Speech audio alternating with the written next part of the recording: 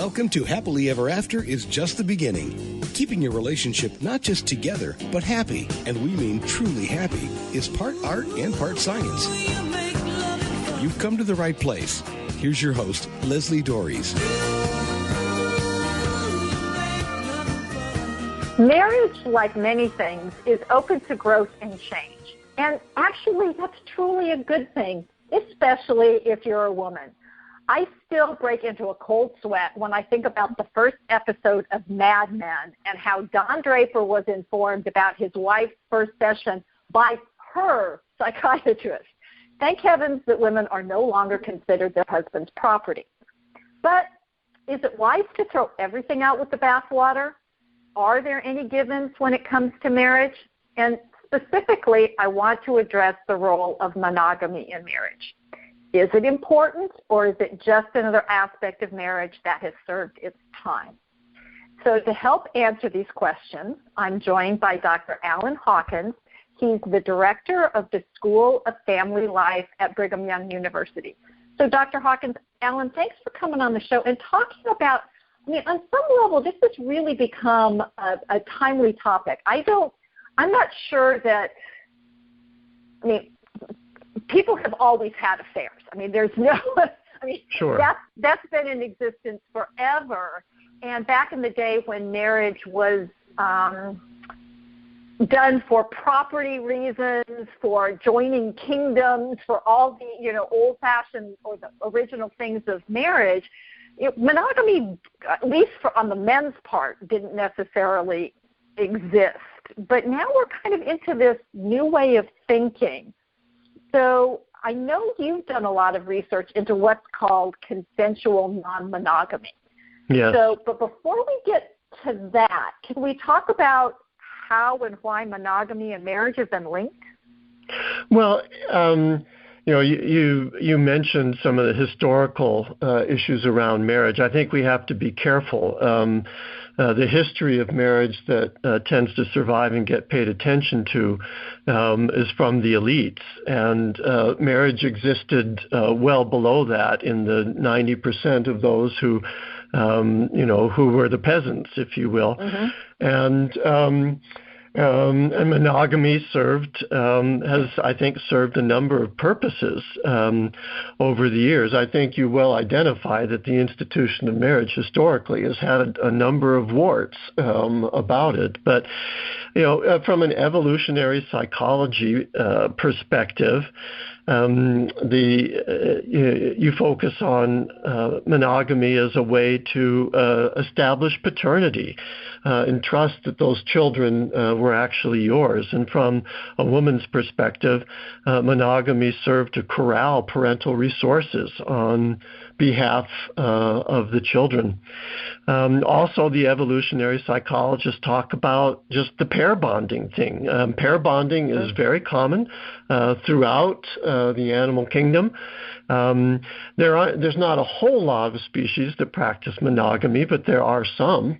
Have long-term monogamy, and pair bonding, evolutionarily speaking, seems to serve some very important purpose. So there are the biological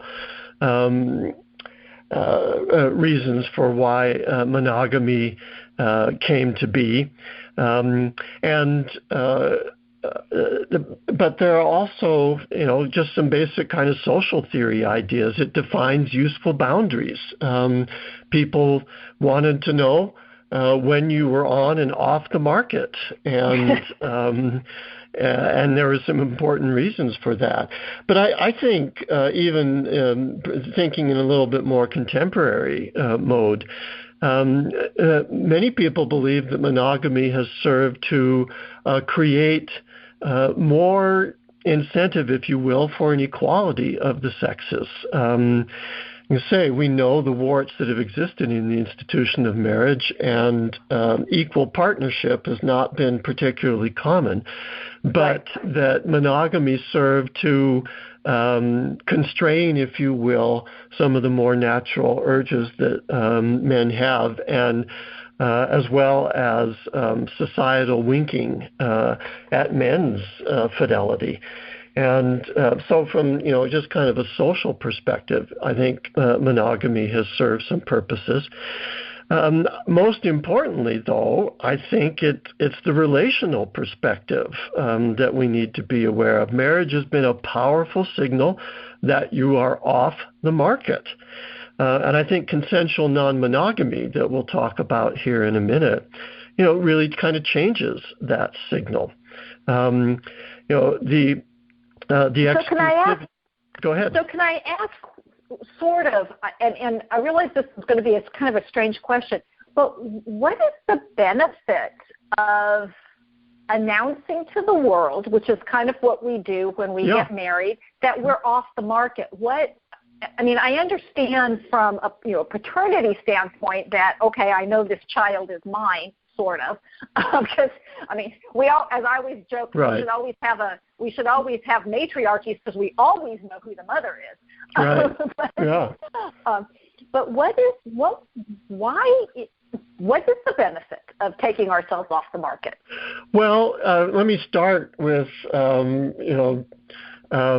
let's each of us, you and me and all of our listeners, go back to the times when we were dating. Mm-hmm. Is that where you want to be for the rest of your life? That uncertainty and the angst and all of that. That's one reason why people get married these days, because the dating scene sucks. Right. After a definitely. while. But it's the exclusivity that promotes the bonding, the trust, mm-hmm. The sense of we are invested in each other. I can rely on this person even when I'm sick as a dog, or I'm struggling through cancer, or I'm going through depression. And I realize I'm talking in the ideal here, but we're trying to get an understanding of what marriage is as an institution. It also just reduces the drama, and it's an incredibly powerful boundary that we set, I think, especially in our modern times when outside of the bonds of marriage, we're pretty free and open with our sexuality. Right. And so I think it's an incredibly important boundary that allows you to say, no, I'm investing in you. I'm going to be here for you. I'm not going to divide my affections with someone else. Yes, I look at others and I see, that's a very interesting person, but that's as far as it goes now. I'm all in with you. Okay. So, which makes sense. I'm always joking when my husband has to go on a business trip to say, "Hey, can you please tell the pilot to be careful because I want you to come home alive. I don't want to be single." And that was especially true when my kids were small. But even now, when they're out of the house, I still don't. I don't want to have to go through that. So yeah, and we bond powerfully, and I think it's probably worth mentioning. I think. Many of your listeners will have a strong spiritual perspective on marriage, the idea mm-hmm. that two are supposed to become one, and the idea of sharing that sexual relationship with others. It seems to me for 99.9% of us is going to make it really hard to become that one that we optimally hope we can achieve in marriage. Okay.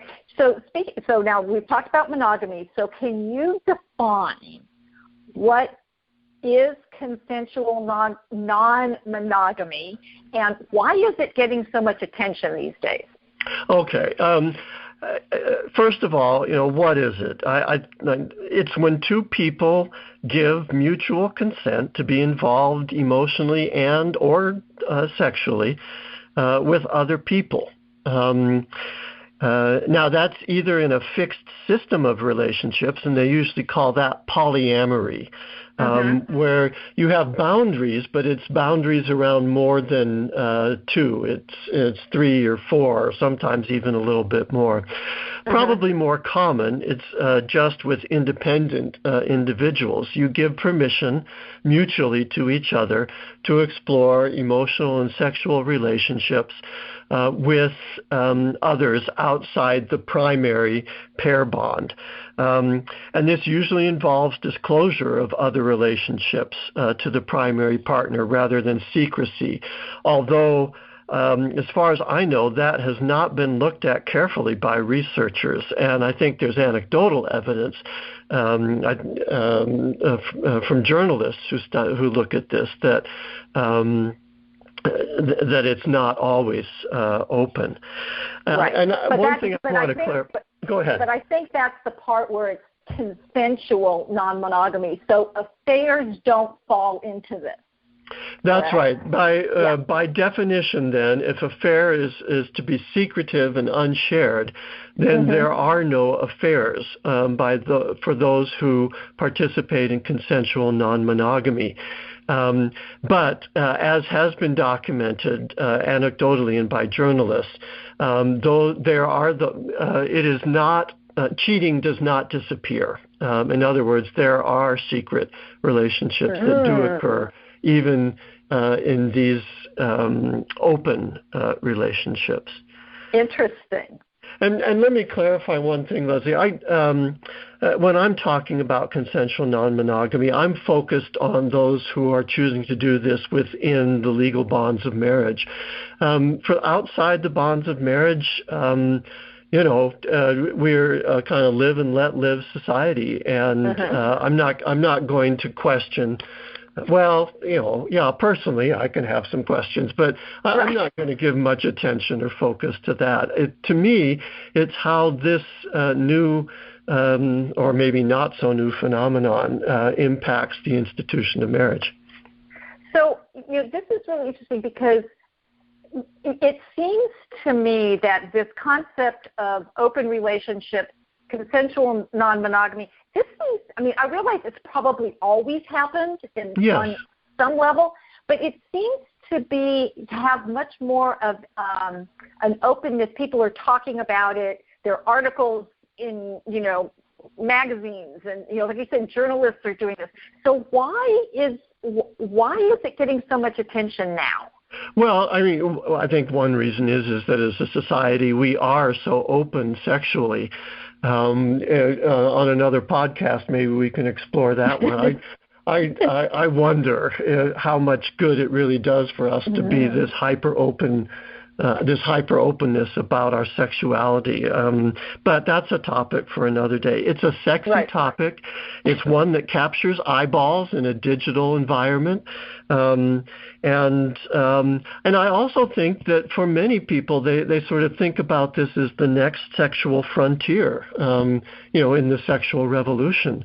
And we're always kind of interested in that next frontier. And, so I think those are primary reasons why we're a little more open about this, and that journalists are paying more attention to it. I think the other reason is that it's gone beyond what unmarried people are doing in their private lives and behind closed doors. I think there's attention to it now because it's being talked openly as a different way to do marriage, and that is new. I don't think we've had that before. And of course, we've gone through recently gone through a significant period of kind of, questioning whether, certain parameters of marriage that have been there traditionally have outlived their usefulness. And so probably this kind of fits in that mindset, exploring the boundaries of marriage. Well, which isn't necessarily a bad thing. I just want to remind you that This Is Happily Ever After is just the beginning on webtalkradio.net. I'm Leslie Dories, and I'm having a timely conversation about consensual non-monogamy with the director of the School of Family Life at BYU, Dr. Alan Hawkins. And is this something you're interested in? Or maybe your partner has brought it up. Maybe you just expected monogamy in your marriage but never actually talked about it. Well, wherever you land, this is a serious topic that can be really hard to talk about. And if you'd like some help in this area, I invite you to get in touch with me. You can send me an email at Leslie, Lesli, at foundationscoachingnc.com. That's FOUNDATIONS, coaching, N as in Nancy, C as in Charlie.com. Or you can give me a call at area code 919-924-0463. That's 919-924-0463. And I want to get back to this conversation about consensual non-monogamy, which is a mouthful when you say it. So, Alan, who's driving this interest? Is it the journalists? Is it the younger generation? Who's driving it? And I know you've done a lot of research around it. So what have you found that's behind it? Well, I want to say I've done a little bit of research on my own on this. I've read a lot of what others are doing these days, but we need more good research on that question. So I'm going to be speculating a little bit here. But you did mention the issue of generation, and that's one thing I've seen from my research, is that we do see that that millennials, the younger generations, are pretty distinct from the older generations in terms of their acceptance of this idea. You see, not huge differences, but you do see, modest differences in how younger people, at least right now, think about consensual non-monogamy and are more accepting. When I say more accepting, it's still the case that even among the younger generations, most of them say, "Are you kidding me?" But it is also the case that more of their peers than in the past are saying, "That's interesting," and think, that maybe that's something that they would want to at least think about.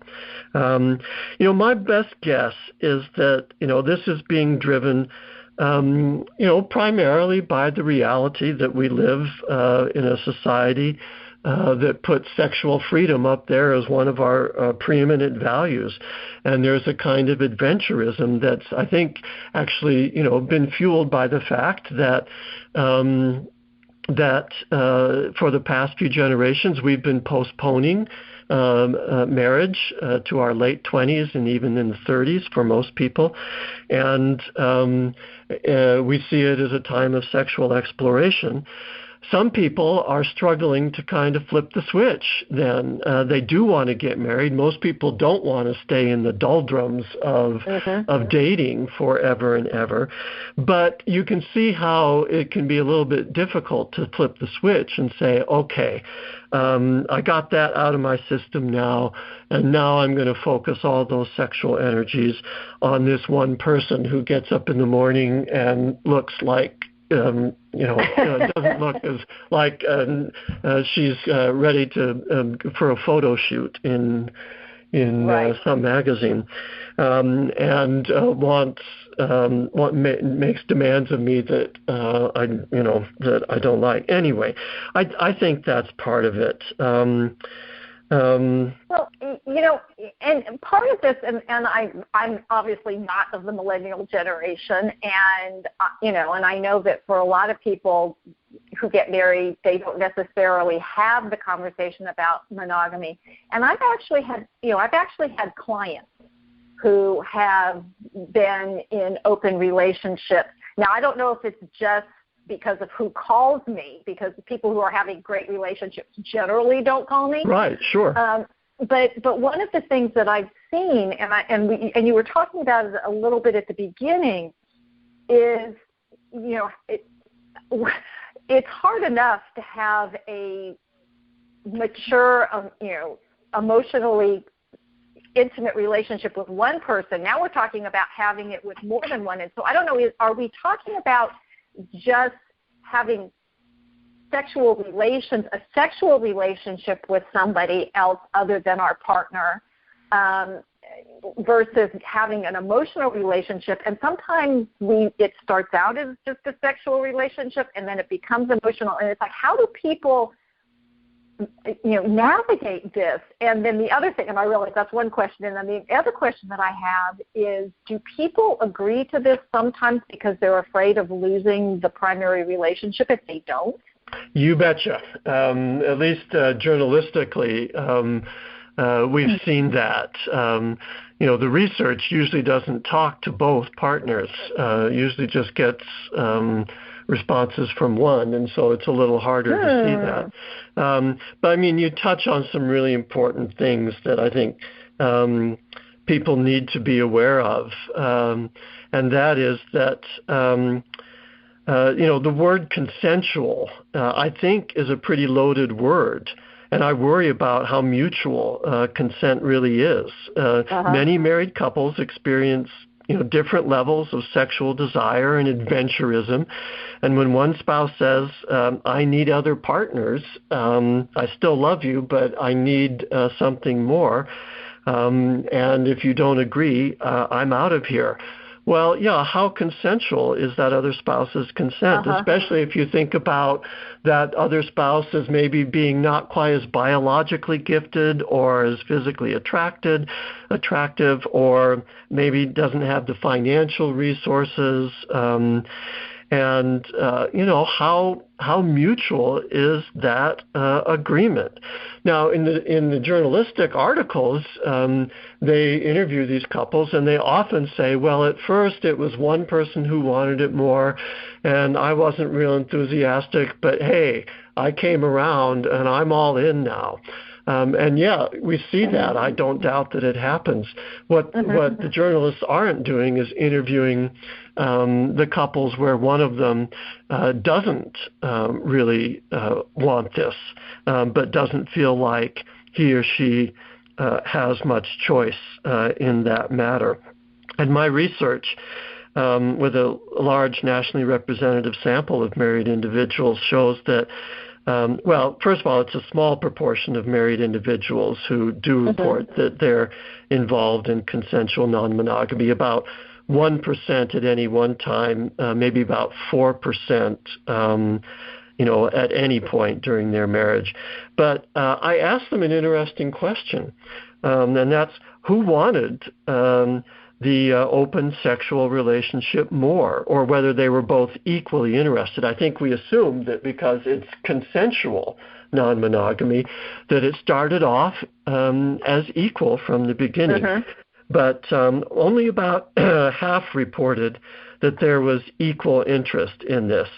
And it probably won't surprise you, Leslie, that it was men who wanted it more than women in those instances when it wasn't equally desired. And a third of heterosexual women reported that their partners wanted an open relationship more than they did. Now, among bisexual women, that figure is much higher. 75% said that their partners wanted it equally. By the way, that is one of the phenomena that seems to be driving consensual non-monogamy now, is we are much more open and accepting of bisexuality. And this consensual non-monogamy is a way for bisexuals to be able to explore and enjoy sexuality with both sexes. Exactly. So, I mean, and it's interesting, and as we're talking about this, it brings to mind Esther Perel's work on mating in captivity of this whole, how do you keep the mystery and eroticism alive in with somebody that you're living with 24/7 who wakes up, looking like, not ready for a photo shoot, Well, I have two responses to that. One is, can we get Hollywood out of our heads sometimes? Can we live in the real world? What's wrong with... get Hollywood out of our bedroom. But okay. Yeah, I use the term prosaic sex. What's wrong with that? What's wrong with sex as a way for us to regularly bond and enjoy each other in the common everyday rhythms of life? It can be wonderful and beautiful and powerful, even when we're not blowing the cap off the mountains. And so, first of all, I want to speak strongly in favor of prosaic sex. Now, yes, adventure and excitement and those kinds of things are also things that many people want. And that does take some work. How do you also infuse into your everyday life and the more common, ordinary, everyday sex? How do you create space for the more exotic? That takes a little bit of work. Welcome to marriage. That's... welcome to life, actually. Welcome to life, right. Sometimes, you have to work and carve out some of that space. Right. And my answer to that, my secret to that is vacation sex. Go on a vacation. Absolutely. You and your partner. Do not bring the kids. They stay home. That's right. And go and you create carve that out those time. times. I have a former student of mine whose therapy practice is primarily around couple sexual relationship, and one of the things that she sees quite regularly is couples for whom sex has to be wild and spontaneous. And what that means for married couples with children and living everyday lives is an enormous amount of frustration because they have to go on vacation to get their sex, and for some strange reason they're not particularly satisfied with that. And so let's make room for both kinds of sex in our lives. One of the things I want to talk about before we have to finish this is, what's the impact of CNM on marriage in general, and what should a couple be aware of if one, as you're saying, it tends to be at least one in the beginning, but even if both are interested in this? In terms of the impact of consensual non-monogamy, the research isn't there yet, so there's not a lot to learn from there. So we're kind of doing a little bit of intellectual guessing right now, I do have concerns about how it impacts married couples. But before I go there much further, I want to step back and say I don't accept the notion that what happens behind our closed doors and in our private bedrooms has no impact on other individuals. I don't limit my analysis of how it affects individuals, or my analysis to how it affects individuals. I worry about how the choices of individuals to spurn that norm of monogamy so that they can reshape marriage into something that fits their personal desires can quietly change the meaning of marriage for all of us. If it becomes accepted under the guise of whatever two consenting adults wants to do is fine, and it doesn't affect anyone else, I think there's a real chance that it seeps out of those private bedrooms, and that we all have to face this issue of monogamy, and we all have to negotiate what our boundaries are going to be, rather than assume the hard boundaries that marriage has meant for eons. And I think it becomes harder for all of us.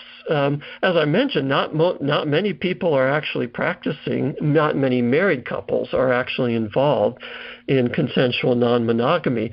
But as we publicize it, and as we come to accept the rationale that this is something that people can negotiate as long as it's all honest and upfront, I do think, however, then it's going to start to get a little bit harder for us to expect and demand monogamy in our own relationships, because the notion is that's something that you negotiate, not something that is given.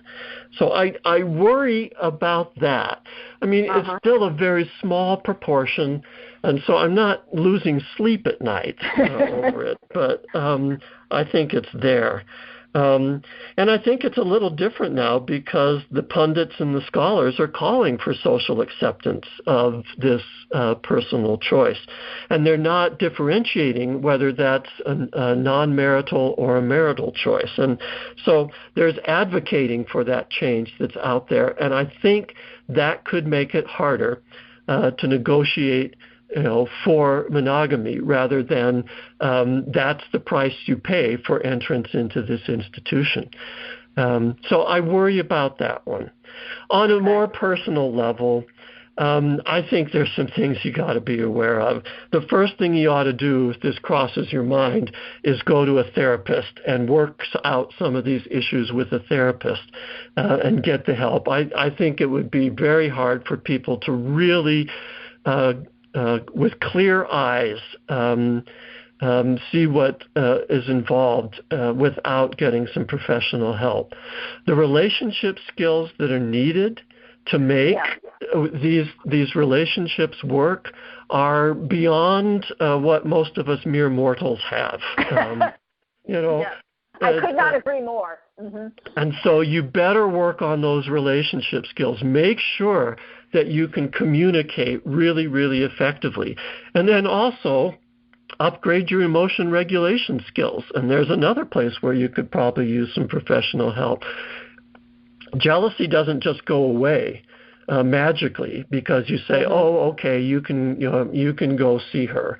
Right. It's still there, and you have to be very good at emotion regulation. So, you've got to really upgrade your skills if you're going to do this. Also realize that this is dynamic. It's going to change. It's almost by nature unstable.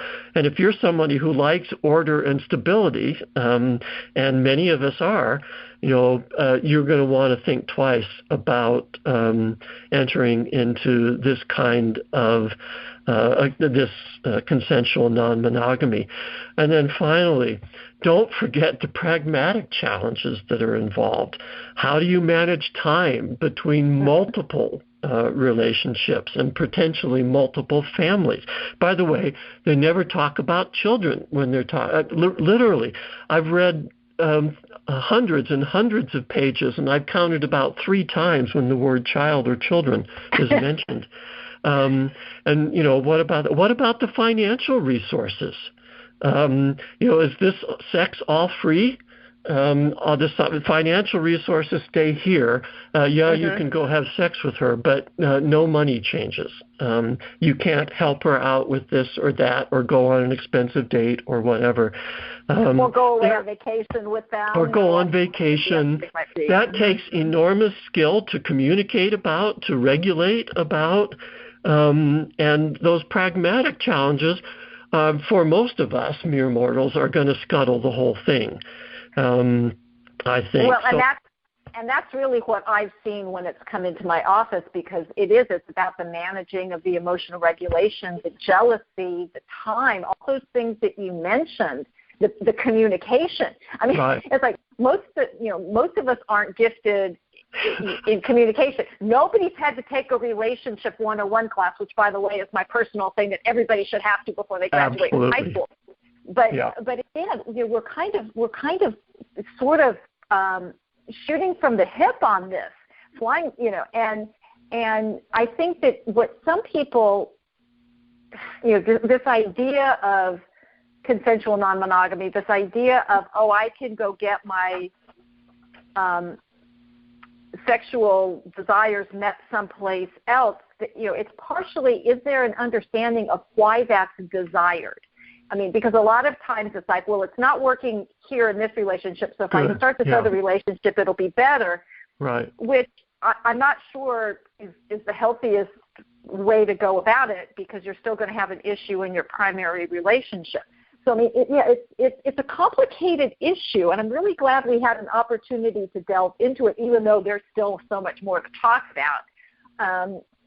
about this area that, it sounds sexy.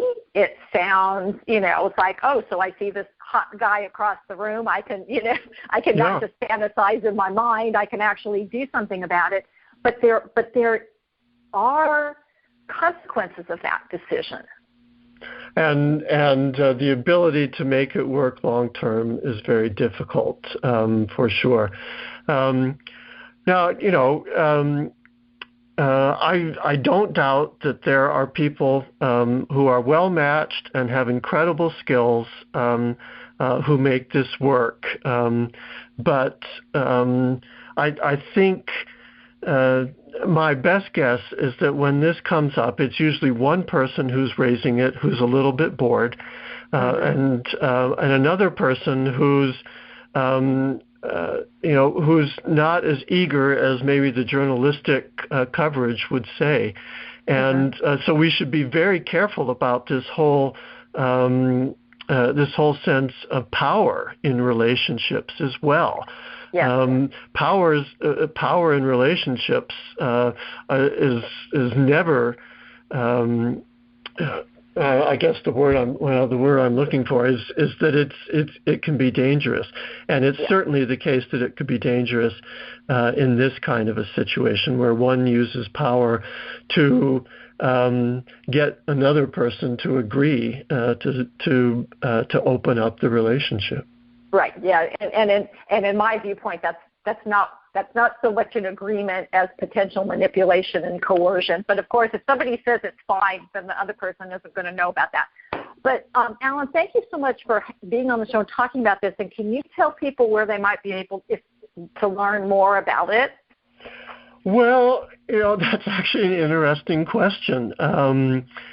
There have been some books written about this, but they're almost always kind of on that, isn't this cool and sexy kind of perspective. And so I would be very careful about reading some of the books that are out there on this.